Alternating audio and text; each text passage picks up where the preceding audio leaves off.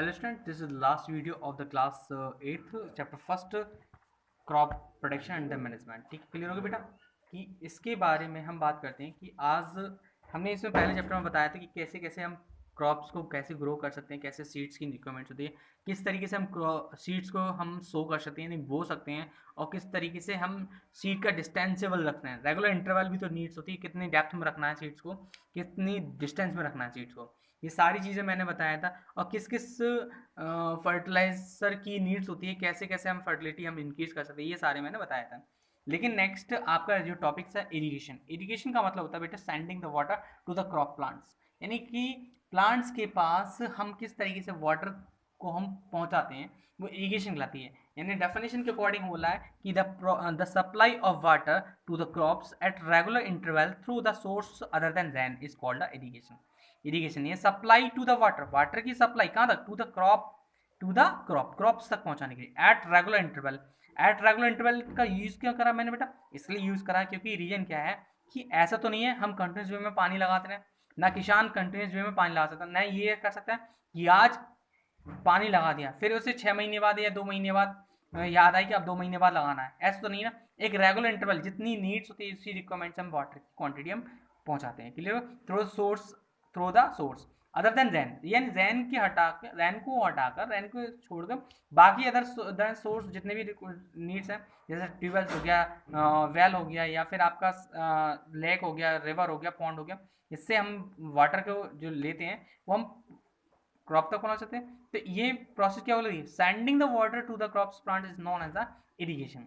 अब बात ये आती है कि इरिगेशन की नीड्स किस किस बेस पर रहती है। The time and the frequency of the irrigation depends on the following 3 factor, 3 factor पर डिपेंड करती है। पहला क्या है, nature of the crops plants. पहला तो नेचर, कौन कौन सा नेचर होना चाहिए कि जैसे जैसे किसी किसी प्लांट्स की इतनी वाटर की नीड्स ज़्यादा होती है कि सबसे ज़्यादा, सबसे आपको पता भी होगा शायद, नहीं मैं पता है फिर भी बताता हूँ कि सबसे ज़्यादा रिक्वायरमेंट्स की जो वाटर क्वांटिटी होती है वो होती है क्रॉप्स, कौन सी होती है, राइस और होती है कॉटन, कॉटन क्रॉप्स। तो इसमें क्या है, इन फसलों में सबसे ज़्यादा हमें, इन प्लांटों में सबसे ज़्यादा क्वांटिटी में वाटर को डिलीवर करना पड़ता है। क्यों रीडिंग, इसी वजह से क्या होता है, ये फसलें सिर्फ और सिर्फ रेनी सीजन में ही बोई जाती हैं। क्लियर हो गया। सेकंड आपका होता है nature of the soil, soil की क्वांटिटी पे भी डिपेंड करता है कि सॉइल कौन सी, जैसे लोमी है, सैंडी सॉइल है, इनमें वाटर की क्वांटिटी कम होती है। सेकंड आपको सॉरी ज़्यादा होती है, जबकि ब्लैक सॉइल में वाटर की क्वांटिटी कम देनी पड़ती है, क्योंकि रीजन क्या है, वो होल्डिंग कैपेसिटी उनकी ज़्यादा होती है, सबसे ज़्यादा क्वांटिटी में हम वो वाटर को होल्ड कर लेते हैं और जरूरत ही नहीं पड़ती फिर। ठीक है, next season when the crops grown. अब ये डिपेंड करता है कि सीजन भी तो ऐसी होनी चाहिए जिसमें हम जिस सीजन में सीजनेबल कंडीशन पे, जैसे आपकी कुछ फसलें ऐसी होती हैं जो हमें ज़्यादा वाटर की नीड्स होती है, जैसे रेनी सीजन हो गया या समर सीजन में कोई भी ज़्यादा ज़्यादा कोई भी फसल उगाती है तो उसमें भी वाटर की क्वांटिटी देनी पड़ती है। तो इस season when the crops grow, ये डिपेंड करता है किस सीजन में हम कौन सी फसल उगा रहे हैं और उनमें कितनी वाटर की क्वांटिटी कैसे कैसे प्रोवाइड की जा सके। क्लियर हो गया। नेक्स्ट आपका होता है source of irrigation. Source of irrigation कैसे, there are 2 method of irrigation. पहला मेथड ट्रेडिशनल मेथड होता है, दूसरा मॉडर्न मेथड होता है। ट्रेडिशनल मेथड मतलब होता है कि old method, old technology, old tradition, old method जो मेथोलॉजी चल रही है, जैसे क्या है, उन्होंने कुएं में से पानी निकाल लिया, तालाब में से पानी निकाल लिया, या रहट वगैरह ढैकली वगैरह ये चलती थी, वो उस प्रोसेस से पानी निकाल लिया।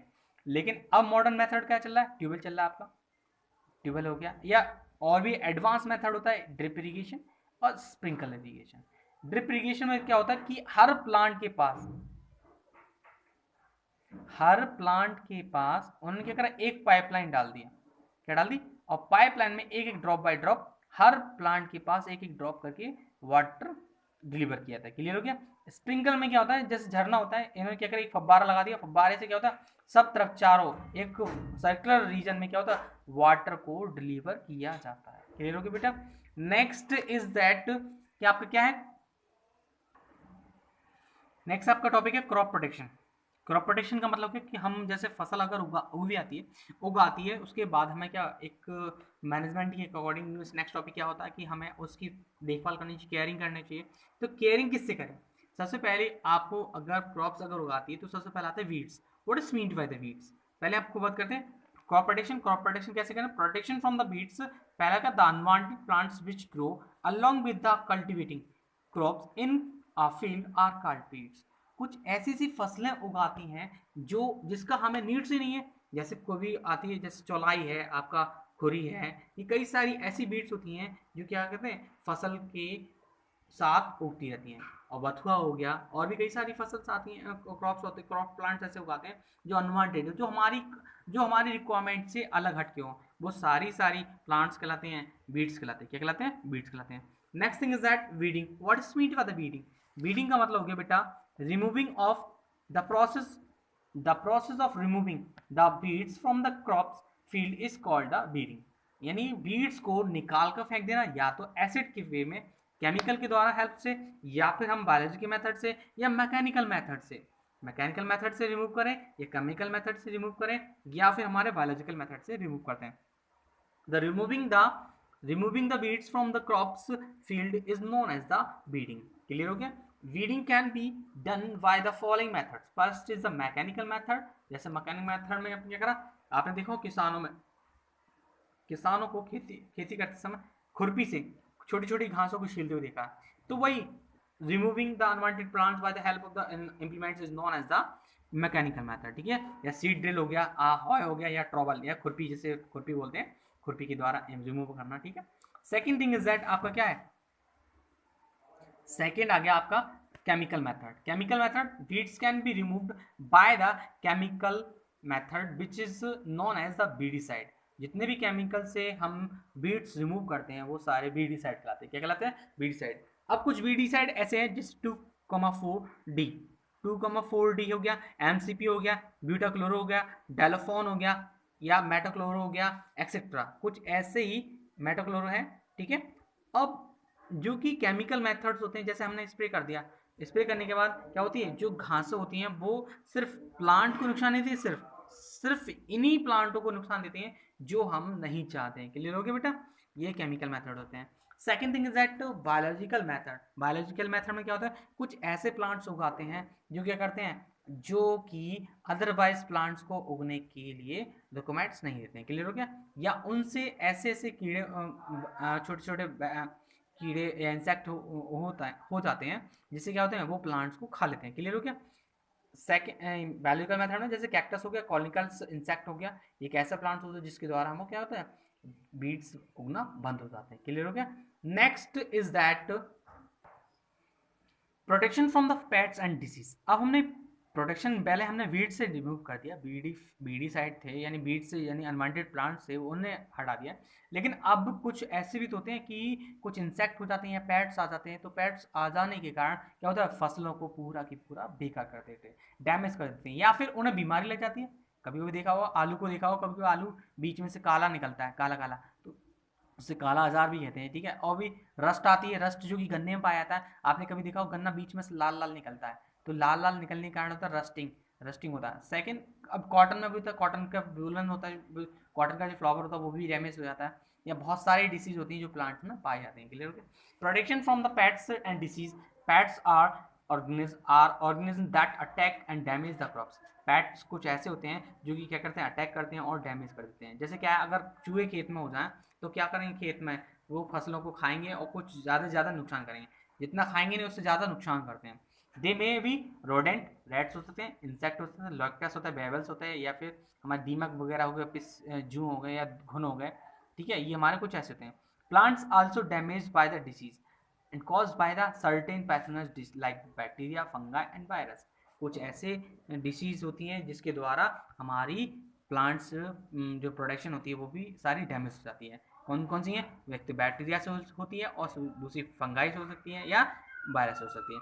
सेकेंड थिंग इज दैट आपका next topic is that harvesting. Harvesting का मतलब मैंने जब शुरुआत में पढ़ा रहा था उस टाइम में बताया था मैंने, द प्रोसेस, यानी कटिंग करके ले जाना घर को ही, वही कटिंग करना प्लांट को और गैदरिंग करने, वही प्रोसेस क्या कहलाता है, हार्वेस्टिंग कहलाता है। The process of the cutting and gathering of the crops after it's maturing is called, यानी जब फसल पूरी कंप्लीटली मैच्योर हो जाती है, मैच्योर का मतलब होता है बिल्कुल डेवलप हो जाती है, कंप्लीटली डेवलप जब हो जाती है तो उसे क्या कर देते हैं, कटिंग कर देते हैं। कटिंग करने के आफ्टर देन क्या कर देते हैं, उसे गैदर कर देते हैं। गैदर करने के बाद बंडल बनाते हैं, और बंडल बनाने की प्रोसेस को ही गैदर और बंडलिंग करने की प्रोसेस को ही हम क्या कहते हैं, हार्वेस्टिंग कहते हैं। It is done by the skills या हार्वेस्टर की हेल्प से कर सकते हैं। और इसी वजह से हमारी इंडिया में कई सारी फेस्टिवल्स तो ऐसे हैं जो कि क्या ना फसलों पर हो, जैसे आपका पोंगल हो गया, और आपका एक और लोहड़ी हो गया। ये कई सारे ऐसे फेस्टिवल होते हैं जो कि फसलों के आने पर ही मनाए जाते हैं। क्लियर हो गया? After harvesting grains are separated from the स्कल्फ and by the thresher. Thresher के द्वारा हम ग्रेन्स को अलग कर देते हैं, भूसा अलग, ग्रेन्स अलग। Grains have been what of the grains, grains को होते हैं अनाज कहते हैं। क्या कहते हैं, अनाज को। सेकंड आपका नेक्स्ट टॉपिक आता है स्टोरेज। अब भाई जब हमने फसल को काट ही लिया और काटने के बाद स्टोर कर लिया, स्टोर तो करना जरूरी है।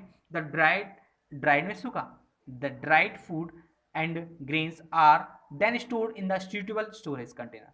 सूटेबल कंटेनर में स्टोर कराया जाता है, जो कि क्या नाम है, जा नेक्स्ट फ्यूचर में, इन फ्यूचर में हम यूज़ कर सकें। ठीक है, जैसे कभी कभी अकाल पड़ जाए तो अकाल के समय हम इसमें या फिर ऐसा ड्रॉफ कंडीशन पड़ जाए जहाँ पे हमारे बिल्कुल प्रोडक्शन की क्वांटिटी ही नहीं हो, तो उस समय हम इस फसल ग्रेन्स का यूज़ कर सकते हैं।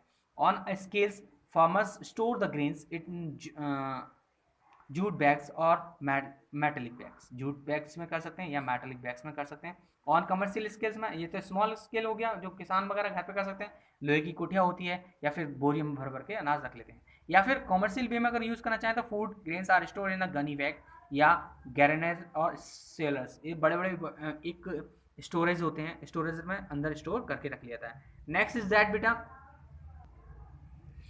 Increase the crops yield. Increase the crop yield कि हमारा सेकंड स्टेप मैनेजमेंट, जब हमारी फसल उग कर आ गई, घर में हमने यूज़ कर ली, स्टोर कर ली, हम ये चाहते हैं कि हर व्यक्ति चाहता है कि हम ज़्यादा से ज़्यादा क्वांटिटी में हमें जो भी है क्रॉप्स की क्वांटिटी ज़्यादा मात्रा में। तो we increase the crops yield by the plant breeding. Plant की ब्रीडिंग की हेल्प से के ही द्वारा हम क्या कर सकते हैं, हम ज़्यादा क्वांटिटी में हम क्रॉप्स उगा सकते हैं या हमें ग्रेन्स की क्वांटिटी ज़्यादा मिल सकती है। वो कैसे, प्लांट ब्रीडिंग का मतलब होता है, plant breeding is a technique through which scientist controls the reproduction in the plants to get the desired offspring. क्या कर सकता है, कंट्रोल्स कर सकता है, जितनी जैसे क्या टेक्निकल साइंटिफिक टेक्निकल वे में हम क्या कर सकते हैं, हम उसकी रिप्रोडक्शन सिस्टम को इस तरीके से डेवलप कर सकते हैं कि उससे जिस क्वांटिटी में हम फसल चाहते हैं उसी क्वांटिटी में फसल देगा, यानी ग्रेन्स की क्वांटिटी हमें उतनी ही मिलेगी जितनी हमें चाहते हैं। ठीक है, क्लियर हो गया? Next is that hybridization. Hybridization का मतलब होता है बेटा कि जब दो कंडीशन को एक साथ मिक्स करके एक नई कंडीशन बनाई जाती है, वो हाइब्रिडेशन कहलाती है। लेकिन साइंटिफिक लैंग्वेज के according hybridisation is a technique used for developing a new variety.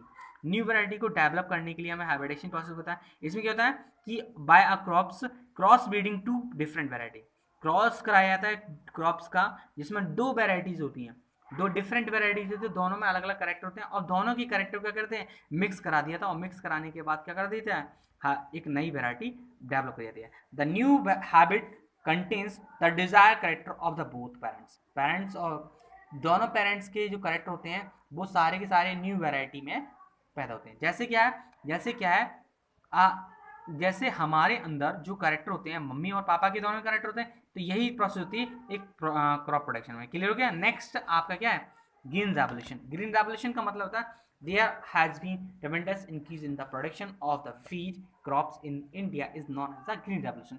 Green revolution का मतलब भी यही होता है कि बेटा जहां वीट की क्वांटिटी को हम ज़्यादा से ज़्यादा क्वांटिटी में ग्रो अप कर सकें, हर तरफ जहां जितना प्रोग्रेस करी जा सके, जितनी भी प्रोग्रेस करें वो हमारी क्या कहलाती है, ग्रीन रेवोल्यूशन के अंदर आती है। ठीक है, यानी गेहूं की खेती को जितना बढ़ावा दे सकें, बढ़ावा देने की जो प्रोसेस होती है वो ग्रीन रेवोल्यूशन के अंदर ही आता है। कई सारी होती हैं। आज आपका नेक्स्ट आता है आपका, जैसे आप वाइट रेवोल्यूशन होता है और येलो रेवोल्यूशन होता है, ग्रीन रेवोल्यूशन हो गया और ब्लू रेवोल्यूशन हो गया। ब्लू रेवोल्यूशन आपका होता है कि ना जितनी मछली वगैरह, मछली के प्रोडक्शन में इंक्रीजमेंट करना, और आपका येलो रेवोल्यूशन में हो गया आपका जितनी भी ऑयल की जितनी भी सीड्स होंगे उनकी प्रोडक्शन में इंक्रीजमेंट करना, क्लियर हो गया। ये सारे रेवोल्यूशन के अंदर आता है। रेवोल्यूशन का मतलब होता है क्रांति करना, क्रांति करना मतलब बड़ा चढ़ाकर भाग लेना, पार्टिसिपेट करना और जल्दी ज़्यादा क्वांटिटी में ग्रो करना, क्लियर हो गया। नेक्स्ट थिंग इज दैट आपको अब इस चैप्टर से रिलेटेड कोई भी टॉपिक हो, ये फुल फिनिश हो गया है, और इससे रिलेटेड अगर कोई भी टॉपिक्स हो आप मेरे को कॉन्टैक्ट करिएगा, ठीक है, और मैसेज कीजिएगा, ठीक है, और लाइक शेयर और सब्सक्राइब जरूर करें बेटा, ठीक है। थैंक यू बेटा।